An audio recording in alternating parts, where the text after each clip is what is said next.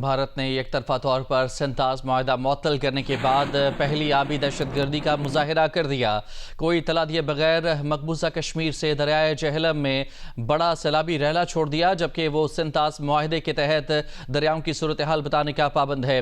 مظفر آباد سے نمائندہ جیو نیوز عارف عرفی کے مطابق بھارت نے پانی کا بہاؤ بڑھانے کے لیے ایک دن تک پانی کو روکا اور اچانک 22,000 کیوسک کا سیلابی ریلا دریائے جہلم میں ریلیز کر دیا۔ اس پانی کے آنے سے آزاد کشمیر میں چکوٹھی کے مقام پر دریا میں پانی کی سطح 10 سے 15 فٹ تک بلند ہو گئی، جبکہ چکوٹھی سے 65 کلومیٹر ڈاؤن سٹریم میں مظفر آباد کے قریب دریائے جہلم میں پانی کی سطح 7 سے 10 فٹ ریکارڈ کی گئی۔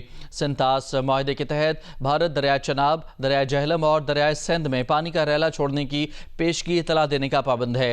اسٹیٹ ڈیزاسٹر مینجمنٹ اتھارٹی کے مطابق بھارت نے مقبوضہ کشمیر کے اڑی 1 اور اڑی 2 پروجیکٹ سے لگ بھگ 22,000 کیوسک پانی دریائے جہلم میں چھوڑا ہے۔